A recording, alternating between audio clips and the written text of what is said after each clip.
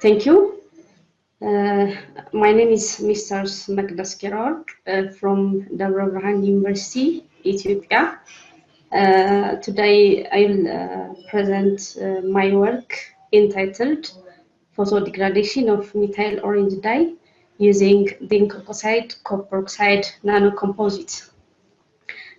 These are the outline of my presentation. First, I will introduce you about what are the main concepts on photocatalysis, and next the methods that I have used, and the result in the discussion part. Then finally, I will conclude my work. Then I will acknowledge the institutions that fund me or support me. When I come to the first part, the introduction part, nowadays organic dyes become a major source of environmental pollution, like the contamination of surface and groundwater. This is due to the expansion of more industries worldwide. Because of the persistent nature or chemical stability of these dyes, methyl orange dye or most of the organic dyes are difficult to degrade completely by the conventional methods. Therefore, semiconductor-based photocatalysis is a very promising technology for successful degradation of different organic dyes. The heterogeneous photocatalysis can be defined as it is the acceleration of photoreaction in the presence of different semiconducting catalysts. The advantages of this technology over the conventional methods are: the first one, it can remove the organic dyes completely and efficiently. Second, there is no further requirement for secondary disposal methods. And also, there is no need of expensive oxidizing chemicals. It can be performed under the ambient oxygens. And also, the photocatalysts can be reused or recycled for further photodegradation experiments through washing. Therefore, from the semiconducting metal oxides, zinc oxide is the most important semiconductor to degrade certain dye polypants. This is due to its photosensitivity. It is stable under chemical or under the exposure of different oxidizing agents. And also it has wide band gap energy about 3.37 electron volt according to this author. But this metal oxide can degrade only under ultraviolet radiation, but not with visible light. This leads for the fast recombination rate of the photogenerated electron hole pairs, which might be loses the heat energy, and the redox process will not be accomplished. Therefore, in order to avoid such problems or such difficulties, it is necessary to couple this metal oxide with a small band gap energy semiconductor like copper oxide in order to enhance its photocatalytic activity. This figure shows how these two metal oxides are coupling through the transferring of charges. When these semiconducting metal oxides are absorbs the photon energy, they generate the holes and the electrons. Normally, the holes are generated at the valence bond of the semiconductor, and the electrons are at the conduction band of the semiconductors. Therefore, the holes are transferring from the conduction band of the wide band gap energy semiconductor into the small band gap energy semiconductor, while the electrons from the conduction band of the small band gap energy semiconductors are transferred to the conduction band of the wide band gap energy semiconducting metal oxide. Then the holes from the copper oxide are reacting with the hydroxides from the environment, and these hydroxyls are converting into hydroxide radicals, and these radicals are they are responsible for the degradation of the dye, and after reacting with these dyes, they can be converted into the degradation products. In other way, the electrons from the zinc oxide or the wide gap energy of the semiconducting oxides are reacting with the oxygen molecule from the environment and converts into the peroxide radicals, and these peroxide radicals are reacting with the dye, and these dyes are degraded and converting into its corresponding degraded products or the environmental friendly products like water and carbon dioxide gas. So therefore, the present study aimed in the preparation of zinc copper mixed oxide nanomaterial for degradation of the model polytant methyl orange dye under ultraviolet light irradiation. Also, the different properties of the photocatalyst are characterized by using the spectroscopic techniques such as X-ray diffraction, Fourier transform infrared, AS, and the ultraviolet visible spectroscopy.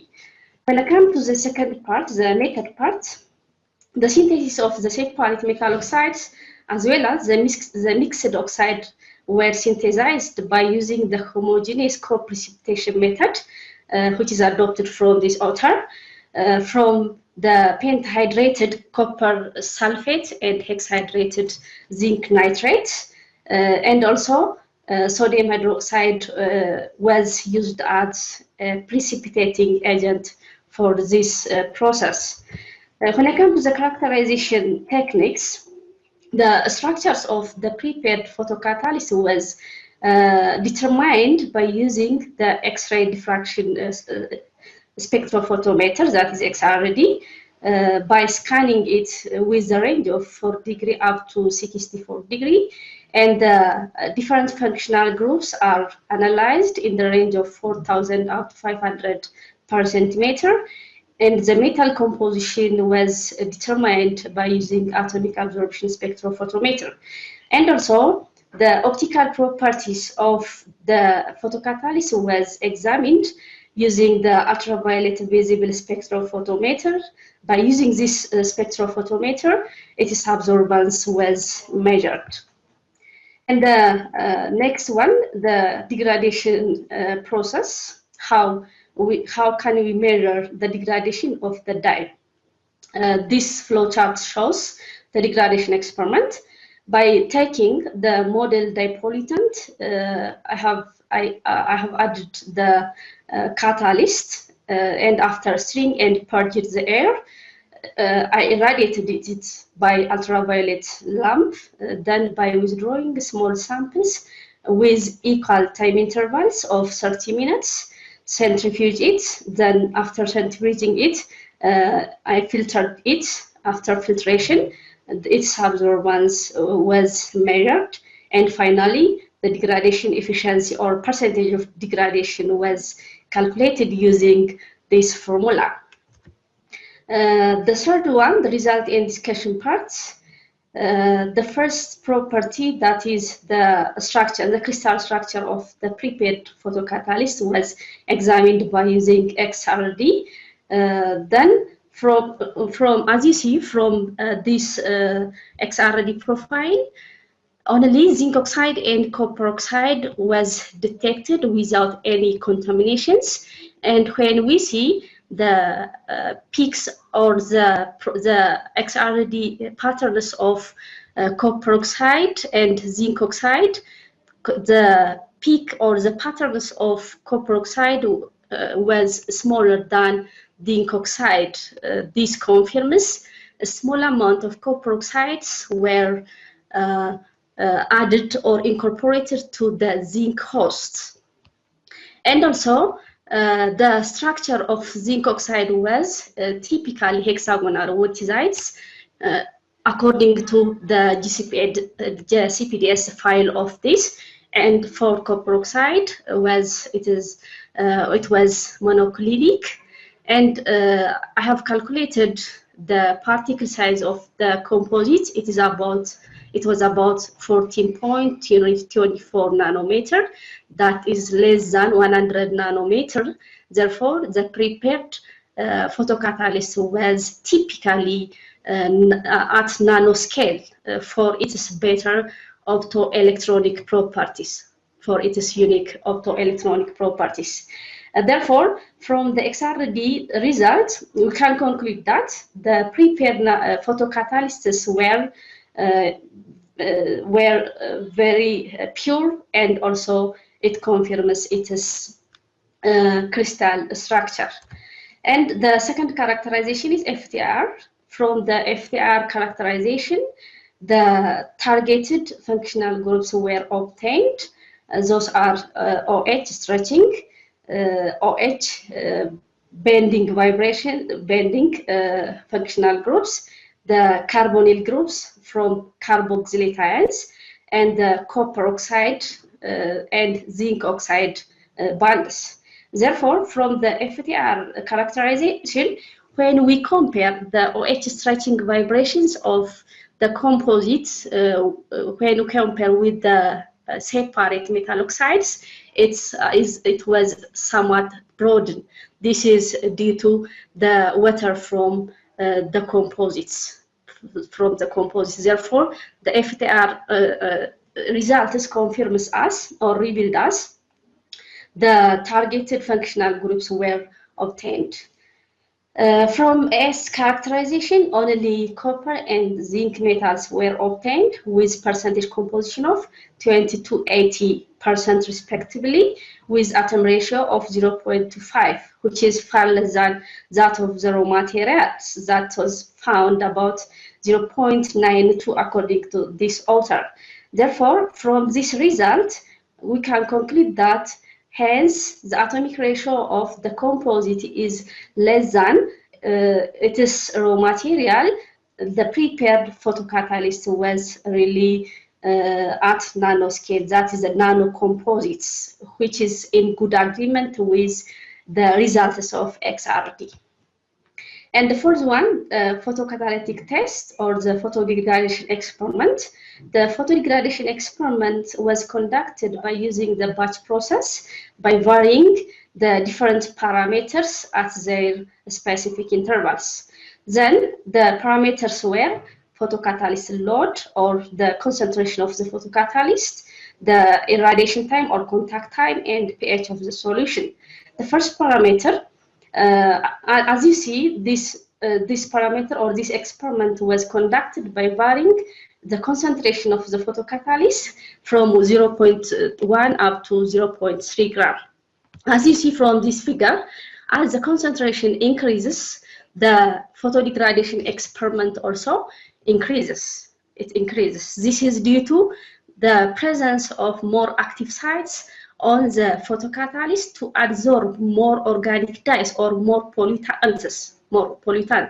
And also, when you compare the degradation efficiency of the separate metal oxides with the composites, the degradation efficiency of the composite was maximum, that was 90.1%, with optimized concentration of 0.3 gram of the load of the photocatalyst.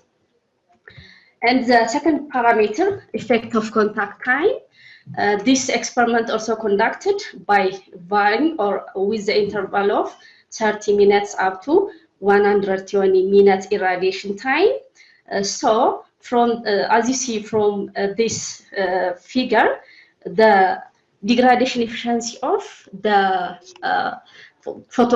composites was best when you compare than the separate metal oxides. And the higher degradation efficiency was observed by the nanocomposites at the irradiation time of 120 minutes. This is due to the delayed electron hole recombination resulted from the introduction of additional conduction bands as a result of the coupling of these two metal oxides. The third factor is the effect of pH. In order to investigate the effect of this parameter, first of all, it is necessary to determine the pH of the point of zero charge, that was 7.5. PZC mean at this pH there is no any interaction with the photocatalyst and the dye. That means there is no decolorization efficiency at this pH. Therefore, this experiment is conducted at pH of 5, 8, and 11.45. As you see from this figure, in all samples or in all photocatalysts, the maximum degradation efficiency was observed at pH of 5, that means in acidic medium. Hence, this maximum degradation efficiency was observed at this pH. Hence, it is less than the PZC, pH of PZC. Therefore, the charge of the photocatalyst remains with positive charge, and the charge of the dye or the pollutant was was negatively charged. Therefore, hence at this pH, the charge of the photocatalyst was positively charged and the pollutant has negative charge. Therefore, there will be a strong electrostatic attraction between the photocatalyst and the dye for better photodegradation efficiency. But when we see the pH at pH of 8 and 11.45, its degradation efficiency becomes less and less. That means the charge of the photocatalyst becomes negatively charged, and hence it is less than the pH of PZC. Therefore, there will be a repulsion between the photocatalyst and the pollutant. Then its degradation efficiency becomes minimum, or it becomes decreasing. This is all about the third factor. And the optical property, when I come to this part, from the UV-Vis spectrophotometer experiment, zinc oxide light in the ultraviolet region with wide band gap energy, about 3.24 electron volt, and copper oxide in the visible regions of 2.46 electron volt by using Bragg's formula. Then zinc oxide was coupled with copper oxide, and the composite extends its wavelength to the visible region with band gap energy of 2.5 electron volt.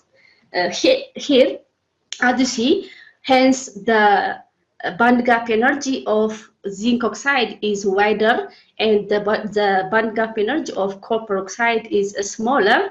When we coupled both metal oxides, the band gap energy of this zinc oxide, or due to the coupling of these two metal oxides, the composite will have a small band gap energy to absorb or to extend its